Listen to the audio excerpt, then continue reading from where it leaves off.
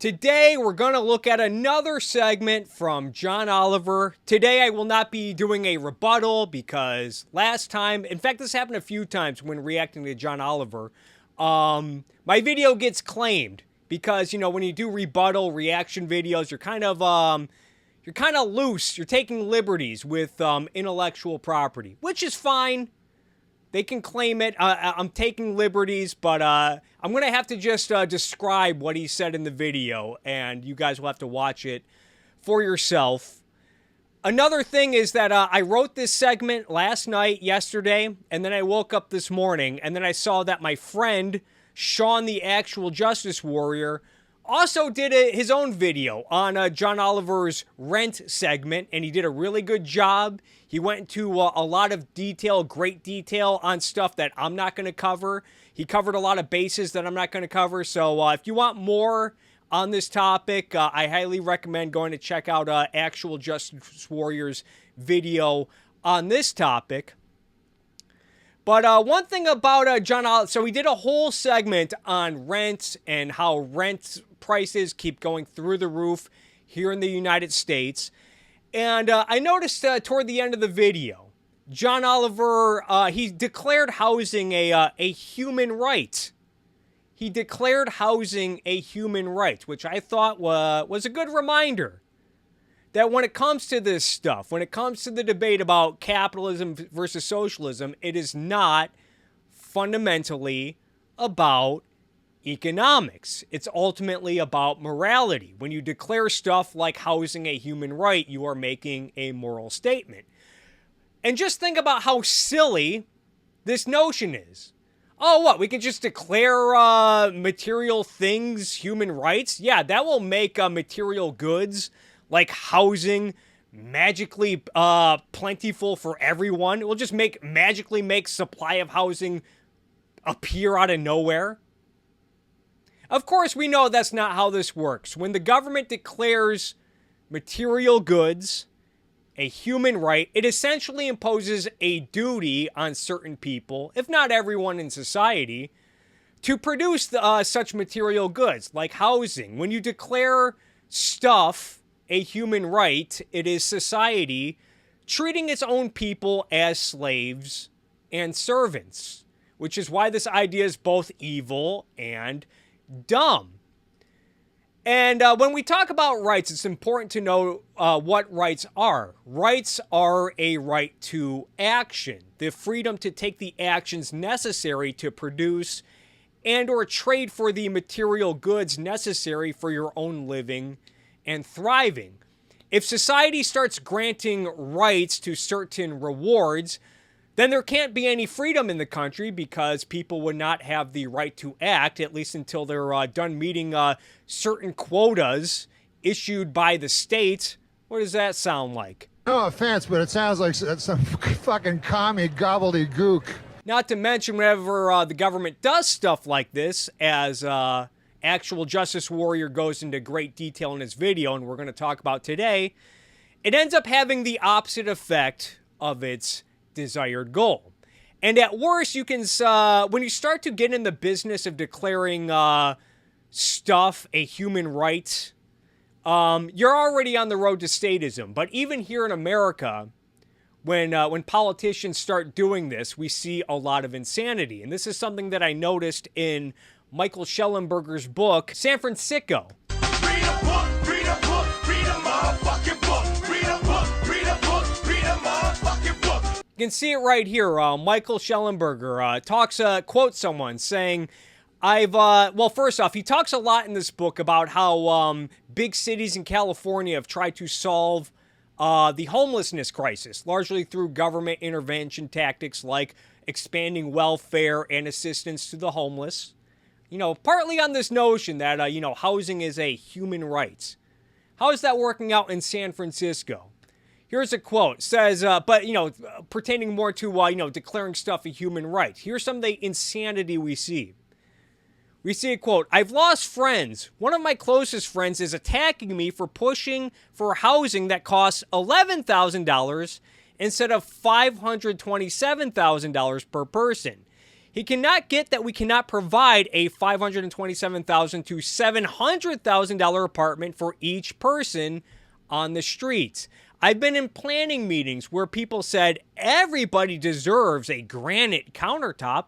Yeah, we're going to start with housing. Why not declare granite countertops a human right? There was another telling quote in this book. We often see politicians like Bolshevik Bernie Sanders try to declare healthcare a human right. I'm sure you've all seen that before. Well, how long, we declare healthcare a human right. How long before we start declaring stuff like meth pipes? Providing meth pipes a human right. Here we go. Michael Schellenberger says, when I asked a homeless advocate whether he thought it was okay for taxpayers to subsidize meth pipes, he suggested I was being hypocritical for not questioning the tax deduction that corporations claim for providing health care to their employees. It sounds like you're suggesting that providing meth pipes for people is the same as providing health care. And the person responded, providing meth pipes is the same as providing health care. So you can see how this notion of declaring rewards a human right quickly gets into cuckoo for Cocoa Puffs land. But while we're here, so John Oliver proposed one of the solutions he proposed to fixing the high rent problem was more federal assistance. More federally granted subsidies in the name of assisting renters who are dealing with high rent prices. How is this working out in places like San Francisco? Which, according to this book, as you can see, when local, state, and federal funding are accounted for, San Francisco spends $32,000 per homeless person just on housing. $32,000 per homeless person, and as we can see in San Francisco, homelessness is still a big problem. Amazing how homelessness has not been solved despite expanding welfare in this area, and this does not mention other forms of government assistance the homeless and the poor get in places like San Francisco. As you can see, San Francisco still gives significantly larger cash benefits to the poor in comparison to other cities. Some as much as $700 a month in various government assistance. Yeah, it's amazing how just increasing funding has not magically solved homelessness in places like San Francisco. Oops. John Oliver suggests national rent stabilization laws, rent control, which he mentions in this video that California is one of the only states in the country that has statewide rent stabilization laws. And then he, at the end, he says, well, we should do this nationwide. But I'm over here thinking, well, if it works, how come rent is still high in the state of California? Really makes you think. And to his credit, John Oliver does mention at one point about how NIMBYism and a lack of housing supply are contributing to this crisis. And I would say that it's probably the main issue, especially in a state like California. If people cannot afford to buy a home in California due to a short supply of housing, then that will probably have an impact on the rental market, like, say, I don't know, drive up demand for rentals. But going back to the issue of rent controls, this is actually an issue that Thomas Sowell talks about in his book, Economic Facts and Fallacies. Read a book, read a book, read a motherfucking book. Read a book, read a book, read a motherfucking book. Thomas Sowell talks about how rent control, for example, has been imposed in various cities around the world with the intention of helping tenants. Talks about how in Egypt, rent control was imposed in 1960, and how in 2006, a woman who lived in Egypt said the end result was that people stopped investing in apartment buildings, and a huge shortage in rentals and housing forced many Egyptians to live in horrible conditions with several families sharing one small apartment. The effect of the harsh rent control is still felt today in Egypt. Mistakes like that can last for generations. And as you can see, Soul talks about how this has also happened in places like New York, Hong Kong, Stockholm, and Melbourne, and Hanoi. Going on to say the immediate effect of rents set below where they would be set by supply and demand is that more people seek to rent apartments for themselves now that apartments are cheaper. But without any more apartments being built, this means that many other people cannot find vacant apartments. Moreover, long before existing buildings wear out, auxiliary services like maintenance and repair decline, since housing shortage means that landlords are no longer under the same competitive pressure to spend money on such things in order to attract tenants when there are more applicants than apartments during a housing shortage. Such neglect of maintenance and repair makes buildings wear out faster. Meanwhile, the lower rate of return on investment in new apartment buildings because of rent control causes fewer of them to be built. Where rent control laws are especially stringent, no new apartment buildings at all may be built to replace those that are wearing out. Not a single apartment building was built in Melbourne for years after World War II because of rent control laws in Australia. In a number of Massachusetts communities, no rental housing was built for a quarter of a century until the state banned local rent control laws, after which building resumed. Some tenants undoubtedly benefit from rent control laws, those who already have an apartment when such laws are passed and who find the lower levels of repair, maintenance, and auxiliary services, such as heat and hot water, acceptable as a trade-off in view of the money saved on rent. As time goes on, however, with some deteriorating buildings eventually being boarded up, the circle of tenants who find the trade-off acceptable tends to decline, and places with especially stringent rent control laws tend to have especially bitter complaints about landlords' neglect in failing to supply adequate heat, hot water, maintenance, and repair. In short, reducing the set of mutually acceptable terms tends to reduce the set of mutually acceptable results, with both tenants and landlords ending up worse off on the whole, though in different ways. So as we can see, stuff like rent control ends up having the opposite effect of its desired goal. But going back to housing supply in California, I did make a video last year, back in August, titled How Regulations Made California Housing Insanely Expensive. I bring in a lot of sources, including journals from environmental law groups, not exactly Fox News. But since then, Governor goofy-ass Gavin Newsom, he signed a few laws that were promised to help increase the supply of housing in California. And I remember at the time, people were spiking footballs, saying, finally, we can get started on fixing the housing crisis in California. And I remember reading through some of the laws at the time, and I recall that a lot of these laws still had strings attached, like requiring prevailing wage requirements and environmental regulations, and thinking this might help a tiny bit, but still the same old. Well, yesterday, the LA Times put out an article, as you can see, June 20th, 2022, by Liam Dillon and Ben Poston, titled Affordable Housing in California Now Routinely Tops $1 million per apartment to build. Not to mention there was, I also want to mention this other LA Times article saying affordable housing can cost $1 million in California.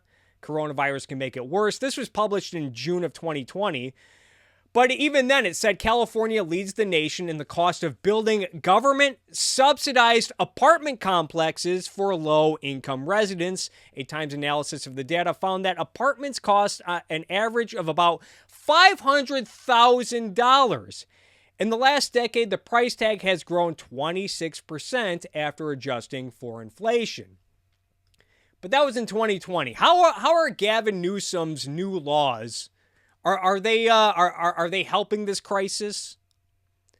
According to this article, it says more than a half dozen affordable housing projects in California are costing more than $1 million per apartment to build, a record-breaking sum that makes it harder to house the growing numbers of low-income Californians who need help paying rent, a Times review of the data found. The 7 subsidized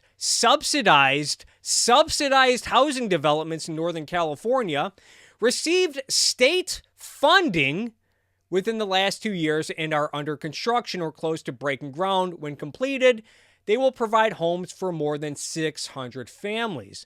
But their exorbitant price tags mean that taxpayers are subsidizing fewer apartments than they otherwise could, while waiting lists of renters needing affordable housing continues to grow. It sounds like just, spending more government money, raising subsidies, not to mention the already existent rent control. Sounds like it's not working, John. Story goes on to say a key driver of the increases is labor and material prices, which have soared because of inflation, supply chain problems, and worker shortages during the COVID-19 pandemic. A Times investigation published in 2020, which was this article that I already mentioned, found numerous factors within the control of states and local governments, also to blame for the high cost of building affordable housing in California. In comparison with private sector development, low-income housing is often saddled with more stringent environmental and labor standards.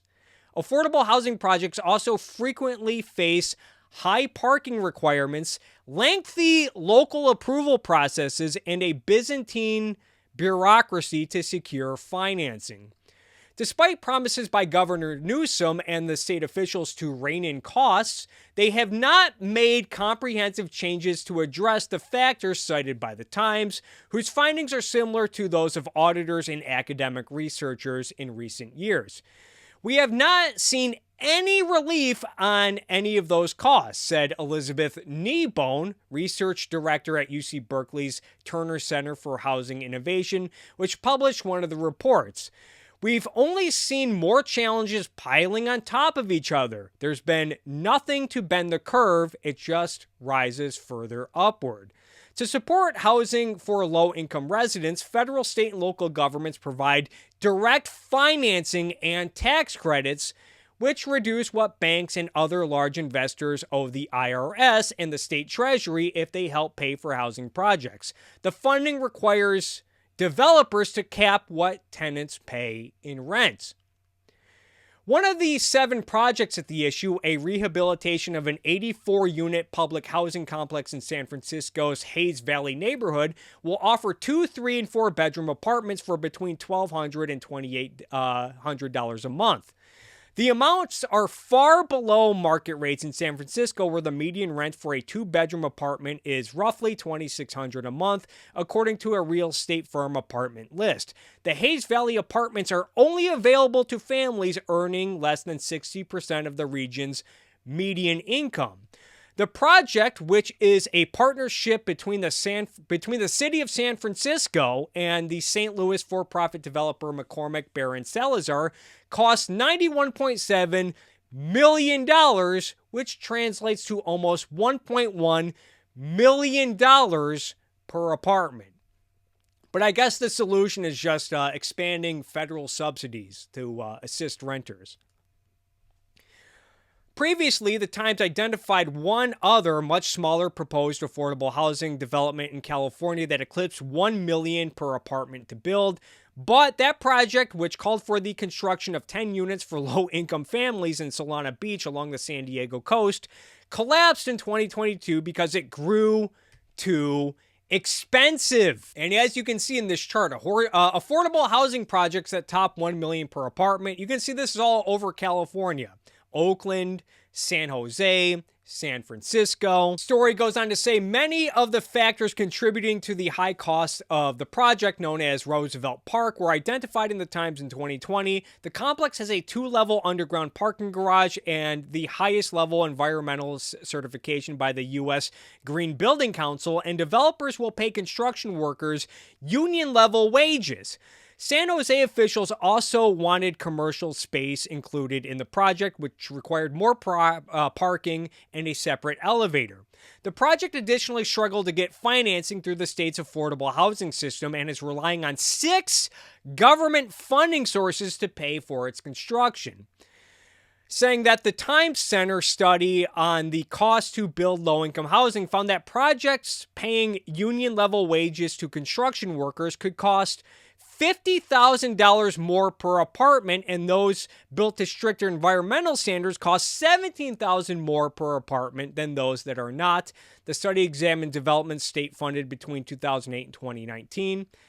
I found the report right here. As you can see, prevailing wage raises total development costs by approximately $53,000 per unit. I mean, if this is a $250,000 unit, you're talking about a down payment. The cost of a down payment by, giving kickbacks to the unions and organized labor. Projects that include sustainable design features, such as energy conservation measures, also have a higher development cost, adding about $17,000 per unit, which we see a lot in local districts that try to mandate either solar panels be built on these developments or that they be built with electric heating rather than gas lines. See that in a lot of big cities in Northern California. $17,000 though, no big deal.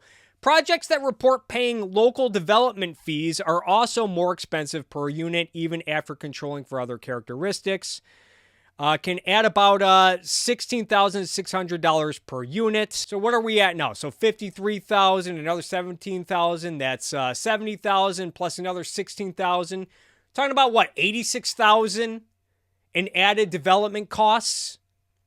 On average, every additional source of funding on a project is associated with an increase in $6,400 per unit, or 2%. While small in comparison to some of these other variables in the model, it nevertheless can translate to significant costs. A project with 8 rather than 4 sources of funding will cost on average $24,000 more per unit, though it is possible that more expensive projects require more funding sources, as reported in this LA Times story. And meanwhile, we have people like John Oliver. He mentions in this video that we've left the issue of housing and rent to the private sector for far too long. If anything is responsible for high housing costs and rent prices in the state of California, it's policies that John Oliver himself pushes for.